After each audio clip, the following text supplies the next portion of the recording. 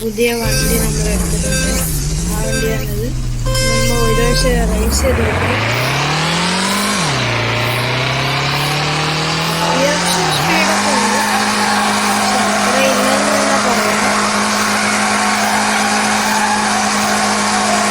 പിന്നെ ഒരു കാര്യം എന്ന് വെച്ചാൽ ഇതിന് അത്ര HP ഒന്നുമില്ല. ഹൈപ്പിന്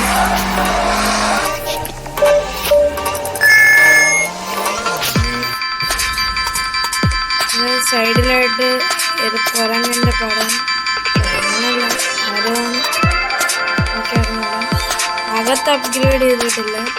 പിന്നെ സൈഡിലായിട്ട് ഇതാ ഇയാളുടെ പടം, അതും പറഞ്ഞത് കാർട്ടൂൺ ക്യാരക്ടർ. പിന്നെ നമ്മളെ പണ്ടത്തെ വണ്ടി നമ്മൾ വിറ്റായിരുന്നു.